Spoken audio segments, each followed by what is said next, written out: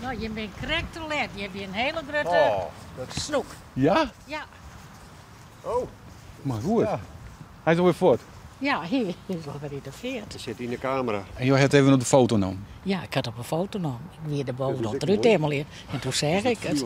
Misschien hou je nog wel een betere foto, ja? Ja, die meneer had hem vang, dus... Machine, wat een bek die beest na, hè? Ja. Oh. Zie? Ja, ongelooflijk. Dikke moelen. Ik ging nou een van zo'n 80 gekregen en 10 minuten later is er van zo'n 90, 98. Nee. Dus het is, I'm a happy man nu. Ja, toch? Ja. Nee, het is de laatste tijd, het is heel min, maar nou, toevallig joert dus bol. En dit is die grote hobby? Ja. Ja? Dat maak ik heel graag van. Ja. En wat is dat dan? Och jezus, dat is een lang verhaal. Nou, we hebben wel even. Nou ja, maar, ik heb een hele zeldzame vorm van lichtallergie. Ik doe het even niet in het Nederlands, dat is voor mij makkelijk.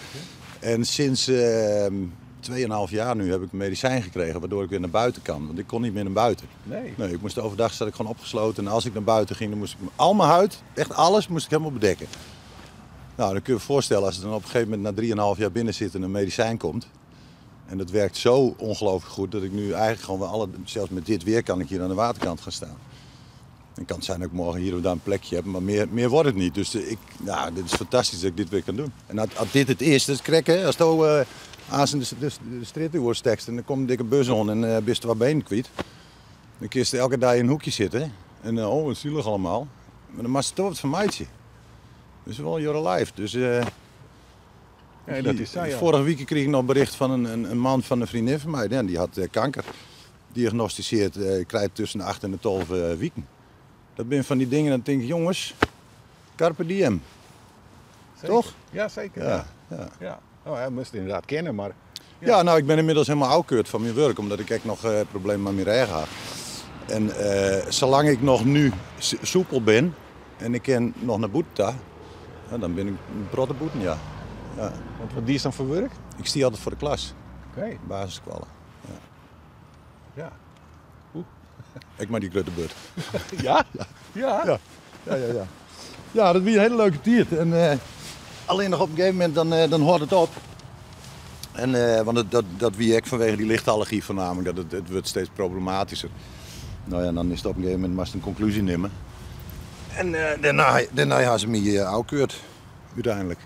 Er zit een proces voor natuurlijk. Maar... Ja. En nou is het fisken en motorrijden, dus dat en ik? Ja, ja. Motor is heel apart, want ik had echt een hele slechte rij, want dan ben ik op oudkeurd. Maar ik kan nog steeds motorrijden, maar zo'n hoog stuwen. Ja. Serieus, en ik had wel eens horen dat ik 's ochtends toch van, ik moet eigenlijk naar die jongen staan, maten van me, maar ik ben Sam in, ik ben Sastief. En dan stapte ik in Woonburgum op een motor en ik weer in Jereveen en dacht ik viel helemaal niks meer. Dat is apart, dat ik gewoon een soort medicine, alles trilt aan zijn ding vanzelf. Als het wel om het oer even uitstappen en alles, maar dat is normaal voor motorrijden, denk ik. Jezus. Ja, dat is grof geschud, hè? Ja. Dat stinkt van vroeg. Dit fret ze gewoon dat je het in één keer in zijn bek, hè? Maar als die bek wel jongens krijgt.